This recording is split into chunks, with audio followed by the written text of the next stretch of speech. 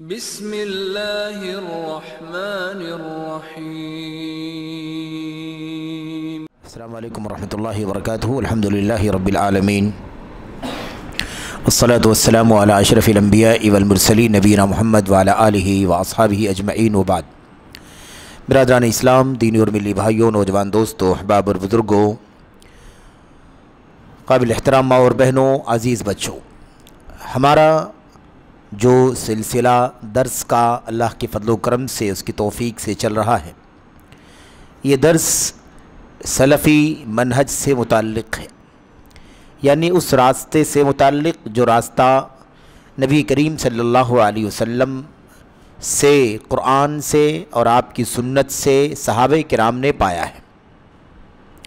وہ راستہ کون سا ہے جس پر نبی کریم صلی اللہ علیہ وسلم نے اپنے صحابہ کو چھوڑا سب سے پہلے، اور پھر ان کے بعد کے امت کے لوگوں کو اسی راہ پر چلنے کی تلقین قرآن میں بھی کی گئی، اور ایسے ہی نبی کریم صلی اللہ علیہ وسلم کی سنت میں بھی۔ یہ ہمارا موضوع ہے۔ تو سلفی منہج سلف، اور خصوصیت کے ساتھ جو پہلو اس کے اندر ہے وہ یہ ہے کہ جو سلفی منہج ہے قرآن کا، سنت کا، صحابہ کرام کا، اسی منہج کو علامہ البانی رحمۃ اللہ علیہ اپنی پوری زندگی، پوری عمر بھر اپنی کتابوں کے ذریعے سے اور دیگر وسائل اور دیگر سورسز کے ذریعے سے اسی کی نشر و اشاعت کرتے رہے۔ ہم لوگوں نے اس سے پہلے کے درس میں جو باتیں پڑھی ہیں وہ یہ تھیں کہ سلفی دعوت کے کل 6 اصولوں پر بات ہونی ہے۔ سلفی دعوت کے 6 اصول، جس میں سے جو پہلا اصول تھا کتاب و سنت کو لازم پکڑنا اور اتباع کرنا۔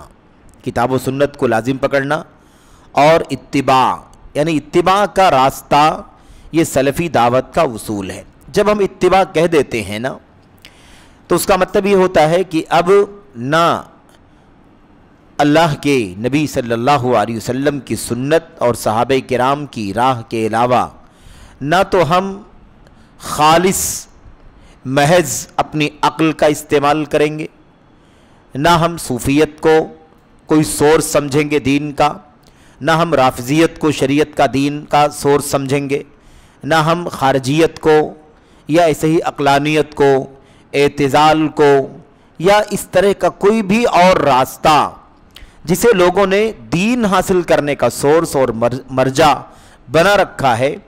اب ہم نے اتباع کا طے کر لیا ہے کہ اتباع کرنی ہے، کیونکہ قرآن میں، سنت میں، سلف امت کی سیرت میں اتباع کا حکم بار بار دیا گیا۔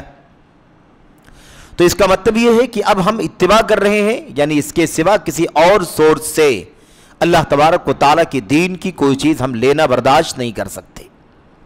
نہ عقیدہ کسی اور سورس سے لیں گے، نہ عبادات لیں گے، نہ معاملات لیں گے، نہ احکام یعنی حلال و حرام لیں گے، نہ حتیٰ کہ اخلاق اور عادات بھی ہم کسی اور سے اور راستے سے نہیں لیں گے، بلکہ ہمارا جو مرجع ہے وہ مرجع اللہ کی کتاب اور نبی کی سنت کے ساتھ ساتھ جس راستے کی پیروی نبی کریم صلی اللہ علیہ وسلم کے صحابہ کرتے رہے، اس سورس سے ہم لیں گے۔ اس سلسلے میں ہم لوگوں نے کچھ بنیادی باتیں، آغاز کی ابتدائی باتیں آپ کے سامنے رکھی ہیں اور ہم نے پڑھی ہیں۔ آج مزید جو چند باتیں اس سلسلے میں ہیں وہ آپ کے سامنے پیش کرنی ہیں۔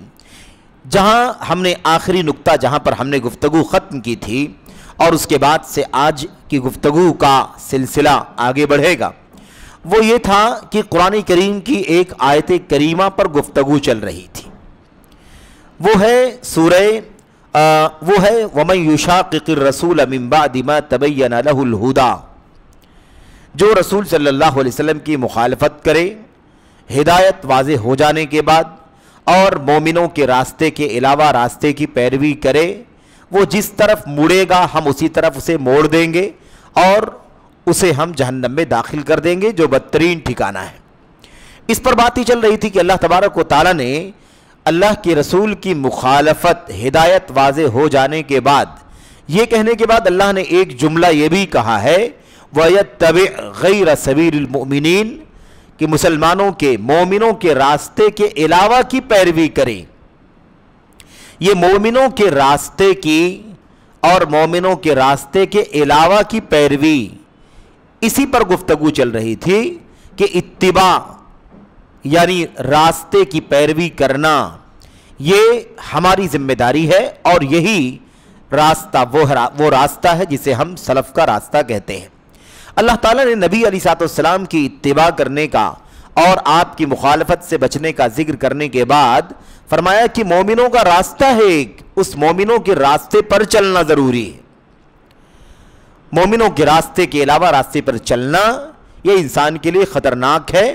ایک تو وہ راستہ بھٹک جائے گا، نہ جانے کس طرف مڑ جائے گا، اور دوسرے اللہ تبارک و تعالیٰ آخرت میں اسے جہنم رسید کر دے گا۔ یہ دنیا کا بھی نقصان ہے، دنیا کا بھی خسارہ ہے اور آخرت کا بھی خسارہ ہے۔ دنیا بھی ضائع اور آخرت بھی ضائع، دنیا میں ضلالت اور آخرت میں ہلاکت، یہ دونوں آفتیں انسان کے اوپر آ جائیں گی اگر انسان نے مومنوں کا راستہ چھوڑ دیا۔ علامہ البانی رحمۃ اللہ علیہ سمجھا رہے تھے کہ تھوڑا سا غور کر کے دیکھ لو کہ اللہ تبارک و تعالیٰ نے قرآن کی اس آیت کریمہ میں اللہ کے رسول کی سنت کی مخالفت کرنے کے علاوہ ایک اور چیز کی شرط لگا دی ہے کہ مومنوں کے راستے پر چلنا ہے۔ تو ایک تو ہو گئی ہے آیت کریمہ۔ اب آج جو بات آپ کے سامنے کرنی ہے اس میں یہ کرنی ہے کہ ایک تو یہ آیت ہو گئی، حدیث کو جب ہم دیکھتے ہیں تو حدیث میں بھی نبی کریم صلی اللہ علیہ وسلم نے یہ مسئلہ سمجھایا ہے کہ آپ کو آنے والی امت کی آنے والی نسلوں کو جس راستے پر چلنا ہے اس راستے میں بھی مومنوں کے راستے کو خصوصیت کے ساتھ اپنی زندگی میں شامل رکھنا ہے۔ مومنوں کا راستہ چھوڑا نہیں جائے گا، جیسے قرآن کریم کہتا ہے مومنوں کے راستے کے علاوہ کے راستے پر نہیں چلنا ہے، ایسے اللہ کے نبی علیہ السلام اپنی سنت، اپنا طریقہ، اپنا راستہ بتانے کے ساتھ ساتھ کیا بیان فرماتے ہیں؟ اللہ کے نبی فرماتے ہیں ما انا علیہ الیوم و اصحابی، جس راستے پر میں ہوں آج، جو اس راستے پر چلے گا۔ یہ بھی اللہ کے نبی علیہ السلام کہہ سکتے تھے کہ نہیں؟ اللہ کے نبی علیہ السلام اپنی زبان سے یہ بھی کہہ سکتے تھے کہ جس راستے پر آج میں چل رہا ہوں اس راستے پر جو چلیں گے وہ جنت میں جائیں گے، بقیہ فرقے سب جہنم رسید ہوں گے۔ لیکن اللہ کے نبی علیہ السلام نے کیا کہا؟ آپ نے فرمایا جس راستے پر میں ہوں وہ اصحابی، اور جس پر میرے صحابہ ہیں۔ پتہ یہ چلا کہ جہاں اللہ کے نبی علیہ السلام کی سنت چاہیے وہی سنت پر عمل کیسے کیا جائے گا اس کا آئیڈیل اور نمونہ بھی چاہیے، اور وہ آئیڈیل اور نمونہ کہاں ملے گا؟ عملی طور پر نبی کریم صلی اللہ علیہ وسلم کے صحابہ میں ملے گا۔ اس لیے جیسے قرآن کریم نے کہا وَيَتَّبِعْ غَيْرَ سَبِيلِ الْمُؤْمِنِينَ، مومنوں کے راستے کے علاوہ کے راستے پر چلا، پیروی کیا، ایسے ہی اللہ کے نبی علیہ السلام نے اپنا تذکرہ کرنے کے بعد اپنے صحابہ کا تذکرہ فرمایا۔ اور بہت موٹی بات ہے میرے بھائیوں، اور اسی بات کو علامہ البانی نے کہا تھا کہ کوئی یہ نہ کہے، کوئی یہ نہ تانا دینے کے لیے اٹھ کھڑا ہو کہ یہ آپ ایک نئی چیز نکال کر کے پیش کر رہے ہیں، ہم تو قرآن جانتے ہیں، ہم تو سنت جانتے ہیں، آپ نے تیسری چیز صحابہ کا کہاں سے اضافہ کر دیا؟ یہ تو بدعت ہے، ایک نئی چیز ہے۔ تو علامہ البانی کہتے ہیں کہ یہ آیتوں میں، حدیثوں میں اس کی طرف اشارہ ہے۔ پھر کہتے ہیں اشارہ ہی نہیں ہے بلکہ صراحت ہے۔ کیا ہے؟ صراحت ہے، یہ شبہ صراحت۔ آیت کریمہ میں بھی اصحاب کا نام تو نہیں لیا گیا، لیکن کہا مومنوں کے راستے کے علاوہ کی پیروی۔ اب اللہ کے نبی صلی اللہ علیہ وسلم کے سامنے جو مومن تھے وہ آپ کے صحابہ کے علاوہ کوئی اور نہیں تھا، ان کے راستے کے علاوہ کی پیروی نہیں کرنا ہے۔ اپنی حدیث کے اندر اللہ کے نبی نے اس کو وضاحت سے بیان فرما دیا۔ آپ نے فرمایا ما انا علیہ الیوم و اصحابی، جس راستے پر آج میں ہوں، آپ نے میں کہا، انا، ما انا علیہ، جس پر میں ہوں، اور انا کے ساتھ ساتھ میں اللہ کے نبی نے کیا فرمایا؟ وہ اصحابی، میرے صحابہ۔ تو پتہ یہ چلا کہ نبی علیہ السلام کی سنت اور صحابہ کرام کا پریکٹیکل نمونہ کیسے نبی کریم صلی اللہ علیہ وسلم کی سنتوں پر صحابہ کرام چلتے رہے، ان کا راستہ کیا ہے، ان کا راستہ کیا ہے۔ پھر آپ ایک اور چیز دیکھیں، اللہ کے نبی نے کیا فرمایا، ما انا علیہ، جس پر میں ہوں اور میرے صحابہ ہیں۔ اس کا مطلب ایک راستہ ہے، وہ راستہ نبی کا بھی راستہ ہے، اور ایسے ہی وہ نبی کے صحابہ کا بھی راستہ ہے۔ جیسے یہاں اللہ نے فرمایا غیر سبیل المؤمنین، مومنوں کے راستے کے علاوہ۔ پتہ یہ چلا کہ قرآن کریم کی آیت کریمہ بھی بتلاتی ہے اور اللہ کے نبی کی حدیث بھی بتلاتی ہے کہ صحابہ کرام کی سمجھ، صحابہ کرام کا راستہ، صحابہ کرام کی سبیل اور صحابہ کرام کا نمونہ اور اسوہ، یہ بہت ہی بنیادی چیز ہے سلفی دعوت میں۔ اور سلفی دعوت کے اندر اسی لیے ہم کوئی بات، کسی کی بات اس وقت تک ہم نہیں مانتے جب تک کہ قرآن اور سنت کو جیسے نبی کے صحابہ نے سمجھا ہے، جیسے انہوں نے برتا ہے۔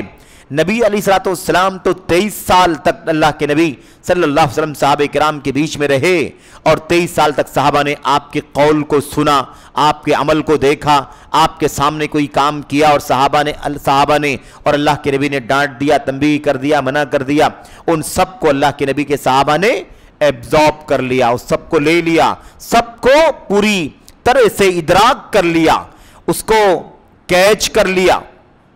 یہ تو 23 سال میں، اور اس کے بعد اور 23 سال میں سے خاص طور پر 23 سال میں خاص طور پر مدینہ کے 13 سال، مدینہ کے 13 سال جب اسلامی نظام بن گیا، اسلامی احکام اترے، شریعت کی پابندیاں آئیں، ممنوعات اترے، منہیات اترے، مامورات آئے، کیا کرنا ہے کیا نہیں کرنا ہے، احکام و مسائل کا سلسلہ شروع ہوا۔ ورنہ ہجرت کرنے سے پہلے مکی دور میں احکام اور مسائل نہیں اترے تھے۔ زیادہ سے زیادہ اللہ کے نبی علیہ السلام پر معراج کی شب میں نمازوں کا تذکرہ ہوا تھا، لیکن اس کی تفصیلی باتیں، اس کے تفصیلی احکام، اس کے اوقات کیا ہیں، رکعتیں کتنی ہیں، اور کتنی رکعت میں کب کیا کیا پڑھنا ہے، یہ ساری تفصیلات نبی کریم صلی اللہ علیہ وسلم نے مدینہ طیبہ کے دور مبارک میں، عہد مبارک میں آپ پر اتاری گئیں، بتلائی گئیں۔ ورنہ مکہ کا دور جو ہے نا، مکی دور، یہ پورے طور پر ایمان، عقیدہ، آخرت، جنت، جہنم، قیامت، اللہ تبارک و تعالیٰ کا حساب و کتاب، یہی ساری ایمانیات کی باتیں وہاں پر بتلائی جاتی رہی۔ احکام و مسائل کا سلسلہ مکی دور کے ختم ہو جانے کے بعد خصوصیت کے ساتھ بنیادی طور پر مدنی دور کے اندر ساری چیزیں آئی ہیں۔ تو خاص طور پر 23 سالہ دور اور خصوصیت کے ساتھ مدینے کا 10 سالہ زمانہ، یہ پورا ہے نبی علیہ السلام کا دور مبارک اور دور نبوت۔ لیکن ان صحابہ نے ان 23 سالہ دور نبوت میں جو کچھ بھی سیکھا، پورے طور پر عقیدے سے لے کر کے چھوٹی سے چھوٹی باتیں بھی جو کچھ بھی سیکھا سمجھا، ان کو اپنی زندگیوں میں برتا، جس میں سے نبی کے زمانے میں نبی کے سامنے جو وقت گزرا وہ وقت گزرا، اور اللہ کے نبی علیہ السلام کی وفات کے بعد وہ صحابہ کرام جب تک دنیا میں زندہ رہے، کوئی 23 سال، کوئی 40 سال، کوئی 50 سال، کوئی 60، کوئی 70، کوئی اس سے زیادہ، آخری صحابی کی وفات جب ہوئی ہے وہ تقریباً 110 ہجری میں، جیسا کہ سیرت نگار یا مورخین لکھتے ہیں کہ آخری صحابی کی وفات 100 سال کے بعد ہوئی ہے۔ یعنی اللہ کی نبی علیہ السلام کی وفات کب ہو گئی؟ سن 11 ہجری میں، اور آپ کی وفات کے بعد تقریباً 100 سال تک صحابہ کرام رہے۔ دھیرے دھیرے وفات تو ہوتی گئی ان کی، لیکن آخری صحابی کی وفات کب ہوئی؟ تقریباً 110 ہجری میں آخری صحابی کی وفات ہوئی۔ اب اللہ کے نبی علیہ السلام کے صحابہ نے جو کچھ نبی سے سیکھا تھا اپنے اس دور میں برتا، جو جہاں رہا وہاں اس پر عمل کرتا رہا، برتتا رہا، اسے اپنی زندگیوں میں ڈھالتا رہا، اتباع، پیروی کا سلسلہ چلتا رہا۔ تو اب یہی وہ راستہ ہے جس راستے کو اللہ کے نبی علیہ السلام نے ہمیں بتلا دیا کہ میں جس راستے پر میں ہوں، جس راستے پر میں ہوں آج، اور جس پر اور میرے صحابہ۔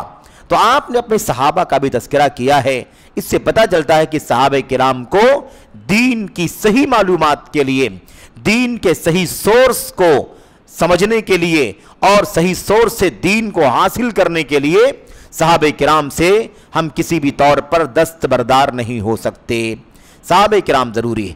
صحابہ کرام کا فہم، ان کی فقہ، ان کے مسائل، ان کے اجتہادات، ان کے فتاوے، ان کے علوم، ان کے قضیے، ان کے فیصلے، یہ سارے کے سارے ہمارے لیے میرے بھائیوں سورج کی طرح سے روشنی کا ذریعہ ہیں، چاند کے ذریعے سے روشنی کا ذریعہ ہیں، اس کے بغیر ہم اللہ تبارک و تعالیٰ کے دین کو صحیح معنوں میں نہیں سمجھ سکتے۔ اب اتنی بات تو شیخ نے سمجھائی، اس کے بعد آگے کہتے ہیں کہ اسی طرح سے وہ حدیث بھی آپ جوڑ لیں، وہ حدیث بھی آپ اس کے ساتھ جوڑ لیں جس حدیث کو ہم اکثر و بیشتر پڑھتے رہتے ہیں۔ کہتے ہیں اس حدیث کو بھی اگر آپ جوڑیں گے تو آپ کو وہاں بھی معلوم پڑے گا کہ نبی علیہ الصلوۃ والسلام نے صرف اپنا تذکرہ نہیں کیا، اپنا تذکرہ کرنے کے بعد اپنے صحابہ کا بھی تذکرہ فرما دیا۔ وہ کون سی روایت ہے؟ وہی حضرت عرباض ابن ساریہ رضی اللہ تعالیٰ عنہ کی وہ حدیث جس میں اللہ کے نبی علیہ الصلوۃ والسلام نے فرمایا تھا فَإِنَّهُ مَن يَعِشْ مِنْكُمْ بَعْدِي فَسَيَرَى اخْتِلَافًا كَثِيرًا، جو لوگ میرے بعد دنیا میں زندہ رہیں گے بہت زیادہ اختلاف دیکھیں گے، بہت زیادہ اختلاف دیکھیں گے۔ دیکھو آج میرے بھائیوں 1444-45 کا سال چل رہا ہے، اللہ کے نبی علیہ الصلوۃ والسلام کی وفات کو کل 1430-35 سال کے قریب گزرے ہیں۔ ان 1500 سال سے کم ہی وقت گزرا ہے، اور اس میں اسلام کے نام لیوا فرقوں کی تعداد کو بھی اگر آپ گننا چاہے تو نہیں گن سکتے، جو کسی نہ کسی طرح قرآن کریم کا حوالہ، کسی نہ کسی طرح سنت کا حوالہ، کسی نہ کسی طرح اللہ کے نبی علیہ الصلوۃ والسلام کا نام، کسی نہ کسی طرح نبی کے صحابہ کا نام، قبلے کا نام، کعبہ کا نام، مدینے کا نام، مسجد کا نام وغیرہ لیتے ہیں۔ ایسے فرقوں کو بھی اگر آپ شمار کرنا چاہیں تو شمار نہیں کر سکتے۔ اچھا جتنے فرقے ہیں اختلاف اس سے زیادہ ہیں، کیونکہ اختلافات کے نتیجے میں فرقے بنتے ہیں۔ اب جو فرقے بننے تھے وہ تو بن گئے، لیکن اب ان میں سے جو اور اختلاف کر رہے ہیں جو ابھی فرقے کی شکل میں باہر نہیں آئے، کوئی گارنٹی نہیں ہے کہ وہ کل باہر آ جائیں کہ پرسوں باہر آ جائیں۔ ان کو آنے میں سال بھر لگ جائے، 2 سال لگے، 5 سال لگے، 10 سال لگے، اس سے کم و بیش لگے، اختلافات رہتے ہیں۔ اور اس کے بعد جب اختلافات میں کوئی جب تال بیل نہیں بنتا ہے اور آپس میں توافق اور یکسانیت کی کوئی شکل پیدا نہیں ہوتی ہے تو پھر آدمی کسی نام سے کوئی فرقہ قائم کر لیتا ہے، کسی نام سے کوئی فرقہ بنا لیتا ہے، ایک دھڑا نکال دیتا ہے۔ تو آپ یاد رکھیں کہ فرقوں کو ہم نہیں گن سکتے تو اختلافی نظریات رکھنے والوں کو ہم کیسے گن سکتے ہیں؟ اللہ کے نبی نے فرمایا ایسی صورت میں تمہیں کیا کرنا ہوگا؟ وَعَلَيْكُمْ بِسُنَّتِي وَسُنَّتِ الْخُلَفَاءِ الرَّاشِدِينَ الْمَهْدِيِّينَ مِن بَعْدِي، ایسے وقت میں میری سنت کو لازم پکڑنا۔ آپ بتائیے کیا یہ کافی نہیں تھا کہ نبی کریم صلی اللہ علیہ وسلم کہہ دیتے کہ میری سنت کو پکڑنا، میری سنت کو لازم پکڑنا، اسی پر رہو گے تو اختلاف سے اپنے آپ کو بچا پاؤ گے، ورنہ اختلاف کے دھارے میں بہہ جاؤ گے، اختلاف کے سیلاب میں کھو جاؤ گے، تمہارا نام بھی باقی نہیں بچے گا۔ لیکن اللہ کے نبی علیہ الصلوۃ والسلام نے قربان جائیے صحابہ کا مقام، قربان جائیے اس سلف کا راستہ، قربان جائیے سلف کی راہ کیا ہے۔ اللہ کے نبی یہاں بھی فرماتے ہیں فَعَلَيْكُمْ بِسُنَّتِي، میری سنت کو لازم پکڑنا، وَسُنَّتِ الْخُلَفَاءِ الرَّاشِدِينَ الْمَهْدِيِّينَ مِن بَعْدِي، اور میرے بعد جو نیک راشدین، نیک اور ہدایت یافتہ میرے جانشین آنے والے ہیں ان کے نقش قدم پر چلنا، ان کی سنت کو لازم پکڑنا۔ علامہ البانی فرماتے ہیں کہ یہ حدیث بھی ساتھ میں جوڑ لو، اس میں بھی وہی بات بیان کی گئی۔ نبی نے اپنا تذکرہ کرنے کے ساتھ ساتھ اپنی سنت کے ساتھ اپنی سنت کا ذکر کرنے پر اکتفا نہیں کیا۔ آپ نے کیا فرمایا؟ آپ نے فرمایا میرے خلفائے راشدین کی سنت بھی، یعنی کیا مطلب؟ صحابہ کا تذکرہ کیا اللہ کے نبی نے۔ خلفائے راشدین یہ بطور مثال ہے، کیونکہ امت میں اللہ کے نبی علیہ الصلوۃ والسلام کے بعد امت میں سب سے اونچا مقام کن کا ہے؟ انہی خلفائے راشدین کا، ابو بکر، عمر، عثمان، علی رضی اللہ تعالیٰ عنہ اجمعین کا، اور پھر ان کے بعد بقیہ 6 جو عشرہ مبشرہ میں باقی بچتے ہیں وہ 6 ان کا مقام ہے۔ پھر اس کے بعد آگے بڑھیں گے تو اہل بدر جو ہیں، اہل بیت رضوان جو ہیں، اور اس کے بعد دیگر صحابہ کرام کا تذکرہ، اور صلح حدیبیہ میں شریک ہونے والے اور فتح مکہ میں شریک ہونے والے وغیرہ، یہ ساری ترتیبات بعد میں اس کے آئے گی۔ تو اچھا، تو یہ بات ہو گئی۔ ایسے ہی اس حدیث کو بھی آپ جوڑ لیں جس حدیث میں اللہ کے نبی علیہ الصلوۃ والسلام نے تھوڑے سے الفاظ کے ساتھ، فرق کے ساتھ، اللہ کے نبی نے ایک روایت میں فرمایا خیر الناس قرنی ثم الذین یلونہم ثم الذین یلونہم، آپ نے فرمایا سب سے بہتر دور میرا دور ہے، پھر اس کے بعد ان لوگوں کا دوسرے نمبر پر جو ان کے بعد آئے، پھر اس کے بعد ان لوگوں کا جو ان سے متصل ان کے بعد آئے۔ یہاں بعد کا معنی گیپ کے ساتھ نہیں ہے، بعد کا معنی متصل लगा हुआ मिला हुआ, यलूनहुम फिर जो उनसे मिले हुए आए, सुम्मल्लज़ीना यलूनहुम फिर उनके बाद जो उनसे मिले हुए आए, यानी गैप नहीं कि 200 साल के बाद, 100 साल के बाद, 50 साल के बाद, नहीं, यानी उनसे लगे हुए, क्योंकि वला यली के माने मिलने के होते हैं। ठीक है, ये बात ज़हन में रखें। तो ये रिवायत हमारे सामने, इसमें भी आप देखिए अल्लाह के नबी ने सबसे पहले सहाबे किराम का तज़किरा फरमाया ना, सबसे बेहतरीन ज़माना मेरा है। अल्लाह के नबी अलैहिस्सलाम का जो ज़माना था वही सहाबे किराम का भी ज़माना था। और बात है कि अल्लाह के नबी की वफ़ात के बाद भी सहाबा रहे दुनिया में, लेकिन जो ज़माना है अल्लाह के नबी अलैहिस्सलाम का वही ज़माना नबी के सहाबा का भी ज़माना है असल में, क्योंकि उसी ज़माने में रहने से और मुलाकात होने से, नबी रहमत सल्लल्लाहु अलैहि वसल्लम से मुलाकात के नतीजे में ईमान की हालत में, तभी तो सहाबियत का शरफ हासिल हुआ है। और फिर उसके बाद मुत्तसिल अगले, उसके बाद उनसे मुत्तसिल अगले, यानी ताबईन और तबे ताबईन। ऐसी एक और रिवायत में अल्लाह के नबी ने वो लफ्ज़ इस्तेमाल किया जो और ज़्यादा वाज़ेह है। आपने फरमाया, आप अलैहिस्सलाम ने फरमाया, किसी ने पूछा, सवाल किया तो उसके जवाब में फरमाया, साहबी ने पूछा अल्लाह के नबी से, मन खैरुन्नासी, मन खैरुन्नास, सबसे बेहतर लोग कौन हैं, सबसे बेहतर लोग कौन हैं? तो अल्लाह के नबी ने फरमाया, आना, मैं हूं सबसे बेहतर, वल्लज़ीना माई, और जो मेरे साथ में है वो सबसे बेहतर कौन है? मैं हूं, वल्लज़ीना माई, और जो मेरे साथ में है। तो अल्लाह के नबी ने यहां भी अपने साथ में किसका तज़किरा फरमाया? अपने सहाबा का तज़किरा फरमाया। आपने कहा माई जो मेरे साथ हैं, शायद सी बात है कि साथ वाली बात तो कोई दुनिया का आदमी नबी के साथ में नहीं जोड़ सकता सिवाय नबी के सहाबा के। नबी के सहाबा के अलावा कोई साथ में नहीं था आपके, क्योंकि बकिया सब बाद में आए। फिर उसके बाद अल्लाह के नबी ने क्या फरमाया? अगला जुमला जो इस्तेमाल किया उसमें अल्लाह के नबी ने फरमाया, सुम्मल्लज़ीना अलल असर, सुम्मल्लज़ीना अलल असर, फिर जो उनके निशान पर आए, और फिर जो उनके निशान पर आए वो हैं मैं और मेरे सहाबा। ये पहली फेरिस्त में। उसके बाद फिर सेकंड नंबर पर कौन है? सुम्मल्लज़ीना अलल असर, फिर जो नबी मेरे सहाबा मेरे साथियों के निशाने कदम पर आए, यानी उनके बाद फौरन आए, जिनका आइडियल, जिनके सामने नमूना जो था वो क्या था? मेरे साथियों का था, मेरे सहाबा का था। सुम्मल्लज़ीना अलल असर, फिर वो लोग, सुम्मल्लज़ीना अलल असर, फिर वो लोग जो उनके निशाने कदम पर आए, यानी हज़राते ताबईन और उसके बाद तबे ताबईन। ये बात हो गई। ऐसे ही एक रिवायत में अल्लाह के नबी अलैहिस्सलाम ने फरमाया, ला यज़ालुन नासु बिखैरिन, लोग उस वक्त तक भलाई में रहेंगे जब तक लोगों के बीच में वो रहेंगे जिन लोगों ने मुझे देखा है और मेरे साथ में रहे हैं। अल्लाहु अकबर। देखा आपने? ला यज़ालुन नासु बिखैर, लोग हमेशा भलाई में रहेंगे। कब तक?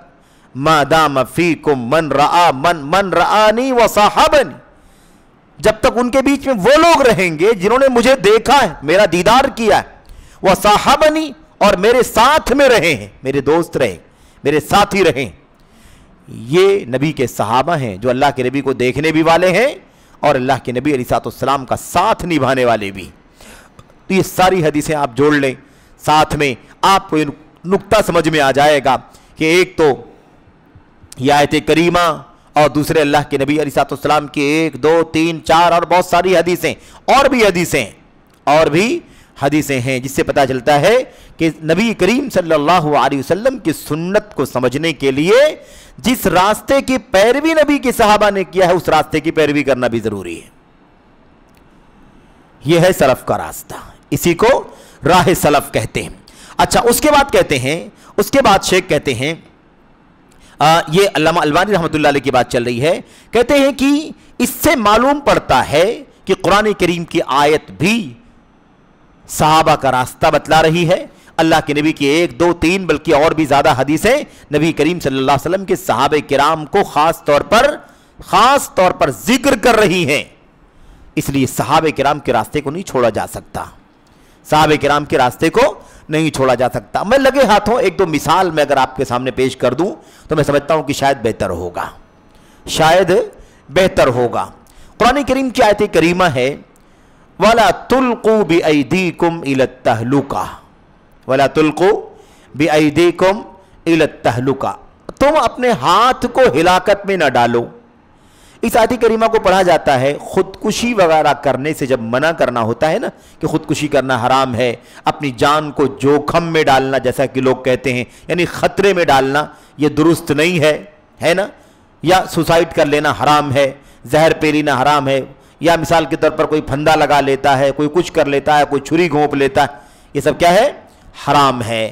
اب اس پر جب ہم بات کرتے ہیں, علماء بات کرتے ہیں, تو عام طور پر یہ آیت کریمہ پڑھتے ہیں وَلَا تَقْتُلُوا أَنفُسَكُمْ إِنَّ اللَّهَ كَانَ بِكُمْ رَحِيمًا إِنَّهُ كَانَ بِكُمْ رَحِيمًا اپنے آپ کو قتل نہ کرو کیونکہ اللہ تعالیٰ تم پر بڑا مہربان ہے.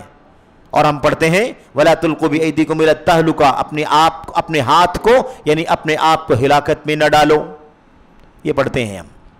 اب یہ آیت کریمہ اور اس کا معنی آپ کے سامنے آ گیا. اب میں وہ واقعہ بتاتا ہوں کہ صحابہ کرام کے بغیر ہم قرآن کریم کو بھی سمجھ نہیں سکتے. صحابہ کرام کے بغیر نبی کریم صلی اللہ علیہ وسلم پر اترنے والے قرآن کو اور آپ کی سنتوں کو ہم نہیں سمجھ سکتے. ان کی سمجھ ضروری ہے. اس کی ایک مثال صرف آپ کے سامنے پیش کرتا ہوں, ورنہ مثالیں تو خیر بہت ساری ہیں, لیکن ہم بطور نمونہ ایک مثال. اب کوئی جنگ چل رہی تھی, نبی کریم صلی اللہ علیہ وسلم کی وفات کے بعد کوئی جنگ چل رہی تھی, غالباً قادسیہ کی یا کوئی اور جنگ چل رہی تھی. کسی جنگ کے موقع پر جب دونوں طرف سے دونوں فوجیں برسر پیکار تھیں اور ایک دوسرے کے مقابلے میں کھڑی تھیں, اور ادھر والے ادھر کو ادھر والے ادھر کو نابود کرنے کی کوشش میں لگے ہوئے تھے, ایسے موقع پر ایک آدمی آیا, بھاگا اور نہ آؤ دیکھا نہ تاؤ, اور پوری بہادری کے ساتھ پوری بھیڑ میں گھس گیا. پوری بھیڑ میں کیا ہو گیا؟ داخل ہو گیا. جیسے لوگوں نے اسے دیکھا کہ یہ نہتھا آدمی اور اس پوری بھیڑ میں گھس گیا ہے, ایسا تو نہیں کرنا چاہیے تھا, اور کسی نے آیت کریمہ پڑھی وَلَا تُلْقُوا بِأَيْدِيكُمْ إِلَى التَّهْلُكَةِ. اللہ فرماتا ہے اپنے آپ کو ہلاکت میں نہ ڈالو.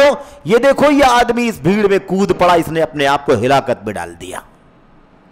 اب تو اسے قتل کر دیں گے, اس کی تکہ بوٹی اڑا دیں گے لوگ. یہ باتیں لوگ کر رہے تھے. جب باتیں لوگ کر رہے تھے تو یہ بات سن لی کس نے؟ ایک اللہ کے نبی صلی اللہ علیہ وسلم کے صحابی نے, اور وہ غالباً حضرت ابو ایوب انصاری رضی اللہ تعالیٰ عنہ ہیں.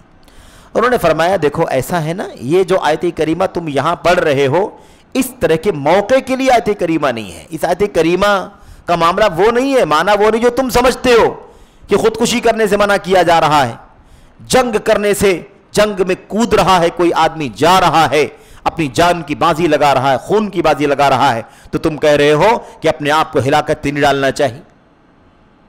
میں تم کو بتاتا ہوں یہ آیت کریمہ کب اتری, کیسے اتری, کس کے بارے میں اتری, کون سے مخاطب ہے, یہ میں تم کو بتاتا ہوں. اور کہا دیکھو ایسا ہے تمہیں نہیں معلوم ہے, یہ آیت کریمہ اصل میں اتری ہے ہم لوگوں کے بارے میں. سبحان اللہ. کس کے بارے میں اتری ہے؟ انصار کے بارے میں اتری ہے. انصار جنہوں نے مکے سے آنے والے مہاجرین کے لیے اپنی جان, مال, گھر, بیوی, بچے سب قربان کر دیے تھے, ہر چیز میں حصے داری. اس کو کہتے ہیں اخوت, جو ایمان کی بنیاد پر قائم ہوتی ہے. دنیا رہتی دنیا تک ایسی مثال اخوت کی شاید کبھی سورج نہ دیکھ سکے. اتنی محبت اور اتنی اپنائیت جو مہاجرین کے ساتھ انصار نے پیش کیا تھا. خیر, تو ابو ایوب انصاری رضی اللہ تعالیٰ عنہ نے, غالباً یہی انہی کا نام ہے, انہوں نے کہا کہ میں تم کو بتاتا ہوں کہ اس آیت کریمہ کا معاملہ کیا ہے, پس منظر کیا ہے. بولے جس کو تم ہلاکت کہہ رہے ہو نا, یہ ہلاکت نہیں ہے, بلکہ اس کا بالکل الٹا مسئلہ ہے. یہ جو کر رہا ہے یہ ہلاکت نہیں ہے, ایسا نہ کرنا ہلاکت ہے. کیسے؟ انہوں نے کہا اس آیت کریمہ کے اترنے کا جو سبب ہے نازل ہونے کا, وہ یہ ہے کہ ہم لوگ جب اسلام نیا نظام بنا، مدینے کے اندر اللہ کے نبی تشریف لائے، صحابہ مکہ سے ہجرت کر کے آئے اور یہاں پر اسلام کا ایک سیٹ اپ قائم ہو گیا، اور اس کے بعد شروع میں غربت تھی، حالات اچھے نہیں تھے، اور دھیرے دھیرے پھر جنگیں ہوئیں، جنگ بدر ہوئی، احد ہوئی، اور اس کے بعد اور بہت ساری جنگیں بالترتیب ہوتی رہیں، اور فتوحات ہوئیں، اور مال غنیمت آیا، لوگوں کے یہاں کشادگی آتی گئی دھیرے دھیرے۔ جب حالات اچھے نہیں تھے تب تو ہم خوب مال خرچ کرتے رہے اللہ کے دین کے لیے، مسلمانوں کے لیے، مہاجرین کے لیے، جہاد کے لیے خوب خرچ کرتے رہے۔ لیکن جب حالات تھوڑا سا اچھے ہونے لگے نا تو ہم لوگوں نے کہا کہ اب تو حالات اچھے ہو گئے ہیں، اب ہم کو اتنا دلچسپی لینے کی کیا ضرورت ہے، اب اس کو چھوڑو، اب تو حالات چل رہے ہیں، کوئی مسئلہ نہیں ہے، اب اپنے ذرا بیوی بچوں کا بھی خیال کرو، ان کے بھی ذرا کھانے پینے کا اچھا انتظام، ان کے بھی رہنے سہنے کا انتظام، ان کے لیے بھی کچھ کھیتی باڑی کا اور کچھ بیلنس کا انتظام کرنا چاہیے، کیونکہ اب تو الحمدللہ اسلام مضبوط ہو چکا ہے، اب کیا ضرورت ہے، اب کیا ضرورت ہے اس کی۔ کہتے ہیں کہ اس پر یہ آیت کریمہ اتری ہے۔ یہ آیت کریمہ کس پر اتری ہے؟ اس مسئلے پر اتری ہے کہ اس وقت صحابہ نے آپس میں ایسا سوچنا شروع کر دیا، چند صحابہ نے، اور یہ کوئی غلط سوچ نہیں تھی، ان کا یہ تھا کہ بھئی الحمدللہ اسلام کا جب دفاع کرنے کی ضرورت تھی تو ہم نے دفاع کیا، اور آج بھی ضرورت پڑے گی تو دفاع کریں گے، لیکن حالات الحمدللہ کافی اچھے ہو چکے ہیں، تو اب ہمیں تھوڑا سا توجہ ادھر کم اور کچھ توجہ اپنے بال بچوں کی طرف بھی کرنی چاہیے۔ ایسا ہم نے کیا تھا، اس پر اللہ تبارک و تعالیٰ نے یہ آیت کریمہ اتاری، اور آیت کریمہ کے سیاق میں خرچ کرنے کا بھی حکم دیا گیا ہے۔ آیت کریمہ کے سیاق میں کیا ہے؟ خرچ کرنے کا حکم دیا گیا ہے، اور اس میں کہا گیا وَلَا تُلْقُوا بِأَيْدِيكُمْ إِلَى التَّهْلُكَةِ، اپنے ہاتھوں کو یعنی اپنی جانوں کو ہلاکت میں نہ ڈالو، یعنی اگر تم اللہ کے دین کے لیے مال خرچ کرنے میں کمی کرو گے، اللہ کی راہ میں جہاد کے لیے گھوڑے تیار کرنا ہے، گھوڑوں کو خریدنا ہے، ان کے جو اسباب ہوتے ہیں، یعنی ان کے پشت کے اوپر جو ہے نا کیا کہتے ہیں وہ جو بیٹھکا رکھا جاتا ہے، اس کے علاوہ ہتھیار ہیں، رسیاں ہیں، اناج ہیں، غلے ہیں، اور دیگر اسباب وسائل، خیمے ہیں، ٹینٹ ہیں، لاٹھیاں ہیں، بلیاں ہیں وغیرہ، تیر ہیں، بھالے ہیں، نیزے ہیں وغیرہ، ان تمام چیزوں کا انتظام کرنے کے لیے اگر تم پیسے خرچ کرنے سے کتراؤ گے اور یہ کہو گے کہ اب تو اسلام مضبوط ہو گیا، اب تو ذرا بال بچوں کا بھی خیال کرنا چاہیے، تو ایسا کرو گے تو اپنے آپ کو ہلاکت میں ڈال دو گے۔ دیکھا آپ نے؟ اب اگر یہ پورا پس منظر ہمارے سامنے نہ آئے تو ہر آدمی سمجھتا ہے کہ آیت کریمہ کس لیے ہے؟ خودکشی کرنے سے منع کر رہی ہے۔ ٹھیک ہے، ایک عام معنی آیت کریمہ کا وہ بھی ہے کہ اپنے آپ کو ہلاکت میں نہیں ڈالنا ہے، لیکن ہلاکت جس معنی میں وہاں اللہ تبارک و تعالیٰ نے استعمال کیا ہے وہ ہلاکت کون سی ہے؟ اللہ کے دین کے لیے خرچ کرنے سے کترانا ہلاکت ہے، اللہ کے دین کا سپورٹ کرنے سے، اللہ رب العالمین کے دین کا دفاع کرنے سے اگر ہم نے کنارہ کشی اختیار کی، کترائے، تو یہ کیا ہے؟ ہلاکت۔ ایسا اگر تم نے کیا تو اللہ تعالیٰ فرماتا وَلَا تُلْقُوا بِأَيْدِيكُمْ إِلَى التَّهْلُكَةِ، اپنے ہاتھوں کو یعنی اپنی جانوں کو ہلاکت میں نہ ڈالو۔ تو پتہ چلا نا کہ بھائی کہ آیتوں کا معنی، اس کی تفسیر نبی کے صحابہ کی سمجھ کے بغیر ہماری سمجھ میں نہیں آ سکتی۔ آپ بتاؤ اگر صحابہ نہ بتائیں کہ آیت کریمہ کس ماحول میں اتری ہے، کس پس منظر میں، تو دنیا کا کون سا راستہ ہے ہمارے پاس جس سے ہمیں پتہ چلے گا کہ اس آیت کریمہ کا صحیح معنوں میں معنی کیا ہے؟ سمجھ رہے ہیں؟ بہت بنیادی مسئلہ ہے، ایک دو مثالیں نہیں ہیں، بہت ساری مثالیں، لیکن میں اس میں جانا نہیں چاہتا کیونکہ اس میں وقت چلا جائے گا اور ہم موضوع سے ذرا دور نکل جائیں گے۔ اچھا خیر، یہاں جو بات کرنی ہے آپ کے سامنے، خلاصے کلام یہی ہے کہ اللہ تبارک و تعالیٰ نے جو ہمیں کہا ہے کہ کیا کرو، اللہ تبارک و تعالیٰ کی رسی کو مضبوطی سے تھام لو، تو اللہ کی رسی کو مضبوطی سے تھامنے میں قرآن کریم ہے، قرآن کریم کو تھامنے کے لیے نبی کی سنت کو تھامنا ہے، اور قرآن کریم کو اور نبی کی سنت کو تھامنے کے لیے یعنی اس پر صحیح معنوں میں عمل ہو سکے، اس کے لیے ہمیں نبی کریم صلی اللہ علیہ وسلم کے صحابہ کرام کو دیکھنا ہے، رجوع کرنا ہے، ان کی تلاش کرنی ہے، یہ ہماری بہت بنیادی ذمہ داری ہے۔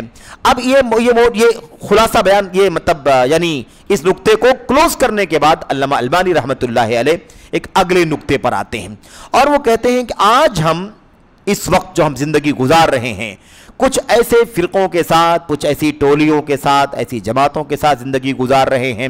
یہ ساری کی ساری جماعتیں، یہ سارے کی سارے دھڑے اس بات کا دعویٰ کرتے ہیں کہ وہ اسلامی جماعتیں ہیں، اسلامی جماعتیں ہیں، اسلام سے نسبت رکھتے ہیں اور اسلام سے نسبت رکھنے کا دعویٰ کرتی ہیں. یہ ساری جماعتیں، یہ سب ساری کی ساری جماعتیں اس بات کا عقیدہ بھی رکھتی ہیں کہ اسلام قرآن کا نام ہے، سنت کا نام ہے. اسلام کس کا نام ہے؟ قرآن کا نام ہے، سنت کا نام ہے. لیکن علامہ البانی کہتے ہیں لیکن اتنی ساری اسلام سے نسبت رکھنے والی جماعتوں میں سے ایک بڑی تعداد ایسی جماعتوں کی ہے جن کا مسئلہ یہ ہے کہ وہ اس تیسرے نقطے پر اعتماد نہیں کرتے ہیں. تیسرا نقطہ کون سا ہے جس پر ابھی ہم بات کر رہے تھے؟ قرآن اور سنت کے بعد تیسرا نقطہ نبی کے صحابہ. وَيَتَّبِعْ غَيْرَ سَبِيلِ الْمُؤْمِنِينَ وَعَلَيْكُمْ بِالسُّنَّةِ وَسُنَّةِ الْخُلَفَاءِ الرَّاشِدِينَ اور مَا أَنَا عَلَيْهِ الْيَوْمَ وَأَصْحَابِي. اس تیسرے والے نقطے پر یہ ساری جماعتیں، یعنی بہت ساری جماعتیں اس تیسرے نقطے کو خاطر میں نہیں لاتی ہیں. یعنی قرآن کا دعویٰ سب کا ہے، سنت کا دعویٰ سب کا ہے، سب قرآن کو سنت کو فالو کرنے کی بات کرتے ہیں اور فالو کرتے بھی ہیں. لیکن مسئلہ یہ ہے کہ قرآن و سنت کو ویسے فالو کرتے ہیں، ویسے اس پر عمل کرتے ہیں، ویسے اس کے پیچھے چلتے ہیں جیسے ان کا من چاہتا ہے، جیسے ان کی اپنی خواہشات ہوتی ہیں، جیسے ان کی عقلیں کہتی ہیں، جیسے ان کی لاجک اور دانشوری کا ڈیمانڈ ہوتا ہے، ویسا کرتے ہیں. وہ یہ تیسرا والا نقطہ چھوڑ دیتے ہیں اور یہی راہ سلف ہے، یہی راہ سلف ہے. تو یہ صاف صاف بات کہتے ہیں یہ راستہ اللہ کے نبی کے مکرم صحابہ کرام کا راستہ ہے اور پھر ان کے بعد تابعین کا اور تبع تابعین کا راستہ ہے. اسی لیے کہتے ہیں کہ جس چیز کو نبی کریم صلی اللہ علیہ وسلم کے صحابہ نے سمجھا تھا، اسی تیسری بات کو، تیسرے مرجع کو، سورس کو چھوڑ دینے کی وجہ سے، اسی سے کنسلٹ نہ کرنے کی وجہ سے، رجوع نہ کرنے کی وجہ سے سارے مسائل پیدا ہوئے ہیں. اب اگر نبی کے صحابہ کی طرف رجوع کرتے تو پتہ چلتا ان کا عقیدہ قرآن سے لیا تو وہ عقیدہ کیا لیا، حدیث سے لیا تو عقیدہ کیا بنا. فکر اگر کوئی ہے قرآن سے اور سنت سے نکل رہی ہے تو قرآن و سنت سے جو فکر نکل رہی ہے، ہم جیسے وہ فکر نکال رہے ہیں، کیا اللہ کے نبی کے صحابہ کرام کی بھی وہی فکر تھی؟ کوئی رائے بن رہی ہے تو جو رائے ہمارے ذہن میں آ رہی ہے کیا وہی رائے درست ہے؟ نہیں. نبی کریم صلی اللہ علیہ وسلم کی صحابہ کی کیا رائے تھی؟ تو لوگوں نے یہ تیسرا نقطہ چھوڑ دیا ہے. اگر یہ تیسرا نقطہ مضبوطی سے پکڑ لیں تو انشاءاللہ تبارک و تعالی شیخ کہتے ہیں اسی کی وجہ سے اتنے سارے فرقوں میں بٹے ہیں، اتنے سارے راستوں میں، الگ الگ گلیاروں میں، گلیوں میں چل رہے ہیں. اس کی ایک ہی وجہ ہے، قرآن سب کے پاس ہے، سنت سب کے پاس ہے، لیکن نبی کریم صلی اللہ علیہ وسلم کے صحابہ کی فہم، ان کی فقہ اور ان کا راستہ ان کے پاس نہیں ہے. اسی لیے اتنے سارے فرقے بن گئے جبکہ سب قرآن کے نام لیوا، جب سب سنت کے نام لیوا ہے، لیکن فرقے اتنے زیادہ ہیں کہ گننے میں اور شمار میں بھی نہیں آتے. تو صاف بات علامہ البانی فرماتے ہیں کہ اتنے سارے اختلافات اور فرقوں کی وجہ یہی ہے کہ وہ قرآن و سنت کے ساتھ ساتھ جو صحابہ کا راستہ دیکھنا چاہیے تھا، وہ صحابہ کا راستہ لوگوں نے چھوڑا ہوا ہے. اور انشاءاللہ بات چونکہ آگے آئے گی، ہم نے تو ابھی سمجھ لو آغاز کیا ہے اور اس طویل سلسلہ ہے جس میں بہت ساری تفصیلات آپ کے سامنے آئیں گی، اس لیے میں ان باتوں کو ابھی نہیں چھیڑنا چاہتا، بلا وجہ تکرار بھی ہو اور وقت بھی جائے. یہ بات آپ کے سامنے آئے گی کہ کوئی بھی فرقہ آپ دنیا کا لا کر کے نہیں پیش کر سکتے جو انحراف کا شکار ہے. کوئی بھی فرقہ جو انحراف کا شکار ہے، آپ ایسا فرقہ لا کے نہیں دے سکتے کہ وہ انحراف کا شکار ہے اور اس کے انحراف کی وجہ کوئی اور ہو سوائے اس کے کہ اس نے سمجھنے کے لیے نبی کے صحابہ کا طریقہ چھوڑ دیا، خواہشات پر چلا، منمانی چلا، عقل کے پیچھے چلا، فلاں کی بات مان کے چلا، فلاں کو فالو کر کے چلا، خواب پر چلا، الہام پر چلنے لگا، کشف و کرامات پر چلنے لگا، جو کچھ اس کے دماغ میں آئے اس پر چلنے لگا، اس کی لاجک میں جو بیٹھا اس پر چلنے لگا، دانشوری پر جو بیٹھا وہ سب چلنے لگا. سرسری طور پر دیکھ لو، رافضی شیعہ حضرات، ان کا سارا دین کہاں گھومتا ہے؟ سارا دن گردش کرتا ہے نبی کریم صلی اللہ علیہ وسلم کے خاندان اور آپ کے اہل بیت پر. یہ کہاں سے آیا؟ انہوں نے پورا دین کہاں بنا دیا؟ پورے دین کا سورس اور محور اور مرجع نبی کریم صلی اللہ علیہ وسلم کے گھر والے، خاندان والے. اب اس خاندان والے میں بھی دونوں باتیں، ایک تو یہ کہ جو خاندان اور آپ کے اہل بیت کو ان لوگوں نے سارے دین کا مرجع بنا دیا، ایک تو یہ غلط. بھئی آپ نے کیسے آل بیت رسول کو سارے دین کا مرجع بنا دیا کہ سب کچھ آپ آل بیت رسول سے ہی آپ کو لینا ہے؟ کس قرآن کی آیت سے نبی کے صحابہ نے سمجھا؟ تم تو سمجھ رہے ہو، شیعہ روافظ نکالتے ہیں اپنی منمانی. یہ آیت کریمہ پڑھیں گے اور آیتوں میں بھی خرد برد کیا ہوا ہے. قرآن کریم کے اندر بھی تحریف موجود ہے ان کے یہاں، ہے نا؟ اور تحریف ویسے بھی 2-3 معنی میں استعمال ہوتی ہے. لفظی تحریف ہوتی ہے، یعنی الفاظ کو بدل دینا. معنوی تعریف ہوتی ہے، معنی غلط نکالنا. اور تفسیر کے اندر بھی تحریف ہوتی ہے کہ اس کی شرح اور ایکسپلینیشن الگ انداز میں کرنا. اس سے پہلے ہم نے ذکر کیا تھا کہیں یہاں پر یا کہیں اور، اللہ تبارک و تعالیٰ فرماتا ہے ان اللہ یأمر بالعدل والإحسان وإیتاء ذی القربى وینہی عن الفحشاء والمنکر والبغی. کہتے ہیں وینہی عن الفحشاء والمنکر والبغی. فحشاء، منکر اور بغی، فحاشی سے منع کرتا ہے نا؟ کس سے؟ منکر گناہ کے کام سے منع کرتا ہے، والبغی اور ظلم اور زیادتی کے کام سے منع کرتا ہے. وہ کہتے ہیں ان تینوں سے مراد ابو بکر ہیں، عمر ہیں، عثمان ہیں رضی اللہ عنہم اجمعین. فحاشی سے مراد ابو بکر نعوذ باللہ، منکر سے مراد عمر بن خطاب نعوذ باللہ، اور باغی اور ظلم اور زیادتی سے مراد حضرت عثمان غنی رضی اللہ تعالیٰ عنہ نعوذ باللہ. یہ مان اب قرآن ہے کہ نہیں ان کے پاس؟ لیکن کیا قرآن کریم کی اس آیت کریمہ کا وہ معنی ہے جو انہوں نے سمجھا ہے، کیا اس کا وہی معنی ہے؟ اگر اس معنی کے لیے ہم راستے پر نہیں آئیں گے، اس طبقے کے راستے پر جو نبی کے سامنے بیٹھ کر کے قرآن کو اپنی آنکھوں سے اترتے ہوئے دیکھا اور اپنی کانوں سے نبی کی زبان سے سنا، اور جیسے نبی نے عمل کیا ویسے عمل کیا، جیسے نبی نے اس کی شرح فرمائی انہوں نے سمجھا، اور پھر اللہ کے نبی کے سامنے عمل بھی کیا. اگر کہیں کوئی چوک ہو گئی، کوتاہی ہو گئی، تو اللہ کے نبی علیہ السلام نے اسے سمجھا کر کے اس کو حل کر دیا. ان صحابہ کرام میں سے کسی اور کو تو جانے دو، کیا ابو بکر نے، عمر نے، عثمان نے، آپ نے تفسیر کر دی فحاشی سے یہ مراد، منکر سے یہ مراد، اور باغی اور زیادتی سے یہ مراد؟ سب کو چھوڑ دو. آل بیت رسول میں سب سے پہلا نام جن کا لیا جاتا ہے اما حضرت سیدۃ نساء اہل الجنہ حضرت فاطمہ رضی اللہ عنہ. کیا فاطمہ رضی اللہ تعالی عنہ نے اس آیت کریمہ سے وہی معنی سمجھا ہے جو تم نے سمجھا ہے؟ بتائیے. کیا علی بن ابی طالب رضی اللہ تعالیٰ عنہ نے کیا اس آیت کریمہ کا معنی وہی سمجھا ہے کہ اس سے مراد ابو بکر ہیں، عمر ہیں، عثمان ہیں؟ یہ معنی تم کہاں سے لے کر کے آئے؟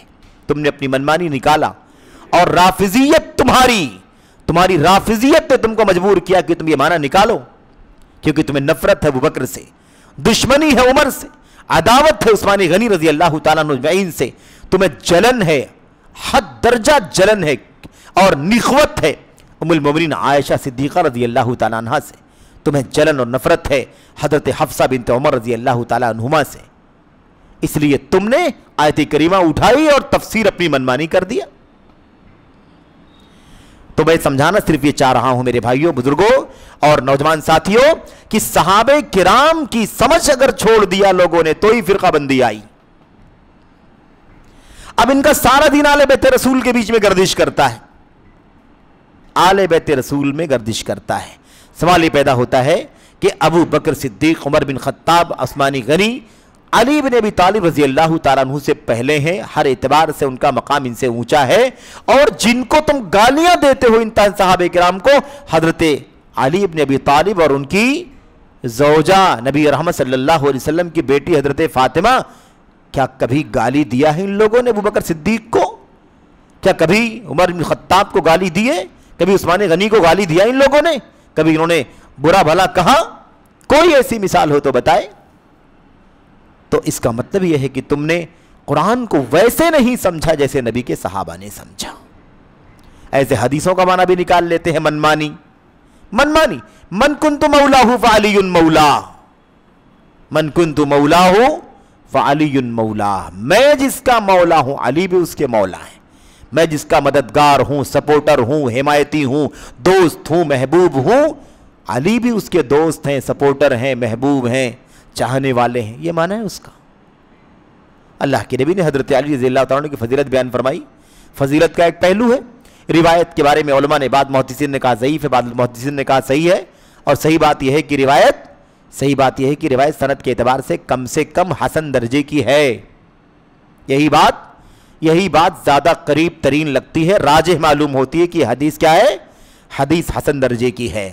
تو ہم اگر ضعیف ہے تو بات ہی ختم ہو جائے گی، لیکن اگر ہم حسن درجے کی مان رہے ہیں، سوال یہ پیدا ہوتا ہے کہ حدیث اللہ کے نبی علیہ السلام کے صحابہ کرام کے سامنے آئی، کیا اس حدیث سے وہ معنی سمجھا گیا جو معنی آج شیعہ سمجھتے ہیں اور کہتے ہیں کہ علی رضی اللہ تعالیٰ عنہ اللہ کے نبی کے خلیفہ ہیں بلا فصل، بغیر فاصلے کے، یعنی اللہ کے نبی کی وفات کے فوراً بعد آپ کے خلیفہ ہیں. ابو بکر کو کیوں لایا گیا، عمر کو کیوں لایا گیا، عثمان کو کیوں لایا گیا؟ ذاتی کی کہتے ہیں، نعوذ باللہ. کہتے ہیں ابو بکر نے، عمر نے، عثمان نے، تینوں نے کیا کی؟ تینوں نے ذاتی کی علی بن ابی طالب کے اوپر، ان کا حق مارا، ان کے ساتھ ناانصافی کا سلوک کیا. ان کو خلیفہ بننا تھا، تم نے نہیں بننے دیا. ابو بکر صدیق کو بنا دیا، ان کی وفات کے بعد بھی نہیں بننے دیا. دوسرے نمبر پر تم نے عمر بن خطاب کو بنا دیا، ان کی وفات کے بعد بھی نہیں بننے دیا. عثمان غنی کو بنا دیا. آخر سارے تینوں نے 25 سال تقریباً لے لیے اور اس کے بعد چوتھے نمبر پر علی بن ابی طالب کو خلیفہ بنایا گیا. کہتے ہیں وَعَلِيٌّ خَلِيفَتُهُ بِلَا فَاصِلٍ، علی نبی کریم صلی اللہ علیہ وسلم کے خلیفہ ہیں بغیر فاصلے کے. یہ عقیدہ کہاں سے لائے تم نے رافضیت کی بدبو کی بنیاد پر یہ عقیدہ بنا لیا، ورنہ تمہارا یہ عقیدہ کسی آیت کی بنیاد پر، کسی حدیث کی بنیاد پر نہیں ہے. تم کسی آیت کا معنی اپنی منمانی نکال سکتے ہو، جیسے تم نے فحشاء اور منکر اور بغی کی تفسیر منمانی کر لی، ورنہ کوئی دلیل تمہارے پاس نہیں ہے. اور اگر تم اللہ کے کلام کی آیتوں کو اور حدیثوں کو اگر سمجھتے تو اللہ کے نبی علیہ السلام کے صحابہ نے جیسے سمجھا ہے اس طرح سمجھنے کی روشنی میں کبھی تم کو رافضیت کا راستہ نہیں ملتا. نبی کریم صلی اللہ علیہ وسلم کہ ابو بکر صدیق، عمر، عثمان تینوں نے خلافت چھین لیا. علی بن ابی طالب کی بہادری کا چرچا اتنا زیادہ ہے، علی بہادر ہیں، اس میں کوئی شک نہیں ہے. ان کی بہادری، شجاعت، بصالت کے حوالے اور دلائل کتاب اللہ کے نبی کی حدیثوں میں اور ان کی سیرت کے اندر موجود ہیں، اسے انکار نہیں ہمیں. لیکن اگر ظلم کیا تھا ابو بکر نے، عمر نے، عثمان نے، تو کیا علی بن ابی طالب رضی اللہ تعالیٰ عنہ نے کبھی کہا کہ ناانصافی ہو رہی میرے ساتھ میں؟ طاقتور تھے. جب حق خود سے نہیں ملتا تو طاقت کے بلبوتے پر بھی آدمی لیتا ہے. کیا حضرت علی بن ابی طالب رضی اللہ تعالیٰ عنہ نے کبھی اپنی طاقت کا استعمال کیا؟ میں آپ کو بتاؤں، معاملہ یہی نہیں ہے. معاملہ یہ ہے کہ اگر کوئی ابو بکر، عمر، عثمان کے ساتھ ساتھ اگر علی کا نام لیتا تھا تو علی رضی اللہ تعالیٰ عنہ کہتے تھے نہیں، میرا نام ساتھ میں مت لو. یہ اونچے مقام کے صحابی ہیں. اللہ کے نبی کے سب سے زیادہ اونچے مقام کے صحابہ کون ہیں؟ ابو بکر ہے، عمر ہے، عثمان ہے. اگر چوتھے نمبر پر آپ کو اگر جوڑتے تھے، نام لیتے تھے تو کہتے تھے ما انا الا رجل من الناس، میرا کوئی معاملہ نہیں، میں تو لوگوں میں سے ایک آدمی ہوں، لوگوں میں سے ایک آدمی ہوں، ایک فرد ہوں میں لوگوں میں سے، میرا تذکرہ تم کیوں کرتے ہو؟ یہ اللہ کے نبی علیہ السلام کے صحابہ کرام ابو بکر، عمر، عثمان کے ساتھ نام لینے پر وہ یہ بات کہا کرتے تھے. سمجھ رہے ہیں؟ اور لوگ کہتے ہیں ظلم کیا ہے، زیادتی کیا. اسی بنیاد پر آیتوں کی تحریف، الفاظ کی تحریف، معنی کی تحریف، تفسیر میں خرد برد اور نہ جانے کیا صورتحال بنا رکھی ہے قرآن کریم کی. خلاصہ کلام یہ ہے. علامہ البانی رحمۃ اللہ علیہ اس بات کو فرماتے ہیں اور آگے باتیں آ رہی ہیں دلیلوں کے ساتھ کہ کس طرح سے صحابہ کرام کا راستہ نہ پکڑنے کی وجہ سے اتنے سارے فرقے دنیا میں وجود آ گئے. اور اس کی ایک مثال آپ کے سامنے ہم نے رافضیت کی دی ہے کہ اگر رافضیت کہاں سے آئی؟ اگر نبی کے صحابہ نے جیسے قرآن و سنت کو سمجھا تھا اسی طرح سمجھتے تو رافضیت کا نام و نشان بھی نہیں ہوتا، خارجیت کا نام و نشان بھی نہیں ہوتا۔ وہ سچا دین ہوتا جو اللہ کی کتاب میں اترا ہے اور نبی کریم صلی اللہ علیہ وسلم کی سنتوں میں ڈھلا ہوا ہے، اور صحابہ کرام نے سمجھ کر کے پوری امانت کے ساتھ آگے تابعین کو پہنچایا ہے، اور تابعین نے پوری امانت کے ساتھ اپنے آگے تبع تابعین کو پہنچایا ہے۔ کوئی فرقہ دنیا میں نظر نہیں آتا، اور یہ کب سے ہوا؟ جب دنیا میں لوگوں نے نبی کے صحابہ کی فہم کی فقہ اور ان کے فہم کو، ان کے سمجھ کو، ان کے راستے کو لوگوں نے چھوڑا۔ بھی کتاب و سنت کی پیروی کرنی ہے، لیکن کس راستے پر چل کر کتاب و سنت کی پیروی ہوگی؟ وہ راستہ نبی کے صحابہ کا راستہ ہے، بغیر اس کے کتاب و سنت کی پیروی نہیں ہو سکتی۔ اسی تیسری بنیاد کو چھوڑ دینے کی وجہ سے اتنے سارے فرقے دنیا میں وجود میں آ گئے۔ علامہ البانی رحمۃ اللہ علیہ اس حوالے سے جو جملہ استعمال کرتے ہیں وہ کہتے ہیں وَلَكِنَّ الْجَمَاهِيرَ مِنْهُمْ، آگے کہتے ہیں کہ یہی جو سبب ہے جس کی بنیاد پر اختلاف ہوا ہے، صاف لفظوں میں جملہ استعمال کرتے ہوئے کہتے ہیں کہ تیسری جو بات ہے اسی کو اکثر فرقوں کی اکثریت نے چھوڑا، یہاں تک کہ کیا ہو گیا؟ فرق شتّا و طرائق قددا، مختلف فرقوں میں بٹ گئے اور مختلف بکھرے ہوئے راستوں کے راہی بن گئے۔ یہ ہوا ہے کیوں؟ اس لیے کہ وہ صحابہ کا راستہ ہم نے چھوڑ دیا ہے۔ صحابہ کی سمجھ کے مطابق آج بھی سمجھیں گے تو جتنے باطل ہیں فرق، یہ سب کے سب دھیرے دھیرے ناپید ہو جائیں گے، اپنا وجود ختم کر دیں گے۔ لیکن لوگ اپنی نفس خواہشات، منمانی، ہوس اور شخصیت اور دیگر بہت سارے سورسز کو لوگوں نے اپنے دین کا سورس بنا لیا ہے، جس کی بنیاد پر وہ اپنی مرضی کے مطابق دین کو سمجھتے ہیں، اس لیے یہ فرقہ بنا ہوا ہے۔ اور سب سے جو بڑا مسئلہ امت کے اندر پیدا ہوا اور شروع سے انسانیت میں پیدا ہوا، وہ ہے قرآن و سنت کو پورے طور پر اپنی عقل کی کسوٹی پر پرکھنے کا فتنہ، کہ میں بہت ذہین ہوں، بہت ٹیلنٹ ہوں، بہت لاجک ہے میرے پاس ذہانت بہت زیادہ ہے، میں دنیا کی ہر چیز کو سمجھتا ہوں، تو اس کو کیوں نہیں سمجھ سکتا؟ ان کا آئیڈیل دیکھو، ان کا راستہ دیکھو، ان کا قول دیکھو، ان کا فعل دیکھو، کیوں؟ کہتے ہیں وہ بھی تو صحابہ بھی جو انسان ہی تھے نا، انسان تھے، ان کے پاس عقل تھی، سوجھ بوجھ تھی، ہم بھی انسان ہیں، ہمارے پاس بھی عقل ہے، سوجھ بوجھ ہے، کوئی ضروری ہے کہ وہ سمجھ لیں اور ہم نہ سمجھیں؟ بھلا بتائیے کہ یہ راستہ گمراہی کا راستہ ہے کہ نہیں ہے؟ کیا نبی کے صحابہ کی طرح کوئی ہو سکتا ہے؟ نبی کے صحابہ نبی کے سامنے رہتے تھے، اس لیے انہوں نے دین کو ایکچول سمجھا تھا جیسے سمجھنا چاہیے تھا۔ آج ہم اپنی عقل کا استعمال کر کے دین کو اس طرح نہیں سمجھ سکتے جس طرح سے اللہ تبارک و تعالیٰ کو مطلوب ہے اور ہماری کامیابی کے لیے اس کی ضرورت ہے۔ تو بہرحال یہ چند باتیں تھیں، اللہ سے دعا کرتے ہیں کہ اللہ تبارک و تعالیٰ ہمیں اس تیسرے پہلو کو خاص طور پر سمجھنے کی توفیق عطا فرمائے۔ اتحاد کی یہی بنیادیں بھی ہیں، اتحاد کی یہی بنیاد، قرآن و سنت کے ساتھ میں نبی کریم صلی اللہ علیہ وسلم کے صحابہ کی فہم، یہ اتحاد کی بنیاد ہے۔ اور جب یہ بنیاد جب تک تھی تب تک اختلاف بھی نہیں ہوا، جب یہ بنیاد لوگوں نے چھوڑی تو پھر اختلاف کا دروازہ کھل گیا، آج جتنے فرقے بنتے چلے جا رہے ہیں سب میں یہ چیز مشترک ہے کہ انہوں نے قرآن و سنت کو تو گلے لگایا، لیکن قرآن و سنت کا معنی ویسے نہیں سمجھا جیسے نبی کے صحابہ نے سمجھا تھا۔ سمجھنے کے لیے اپنا راستہ اختیار کر لیا، اپنی عقل، اپنی لاجک یا شخصیت اور فلاں اس کے ذریعے سمجھنے لگے، اس لیے وہ راہ راست سے ہٹ گئے اور حق سے دور ہوتے ہوئے وہ مختلف فرقوں میں اور مختلف راہوں میں تقسیم ہو گئے۔ تو اللہ سے دعا ہے کہ اللہ تعالیٰ ہمیں اور آپ کو اس نقطے کو سمجھنے کی توفیق عطا فرمائے، اور اسی کو راہ سلف کہتے ہیں، اسی کو راہ صحابہ کہتے ہیں، اسی کو منہج سلف کہتے ہیں، اسی کو منہج صحابہ کہتے ہیں۔ اس بات کو ہمیں یاد رکھنا ہے۔ یہ بھی انشاءاللہ تبارک و تعالیٰ بات آئے گی کہ سلف کا معنی صرف کیا صحابہ کرام ہیں، یا سلف میں صحابہ کرام کے بعد تابعین بھی آتے ہیں، تبع تابعین بھی آتے ہیں، یہ بات بھی انشاءاللہ آئے گی۔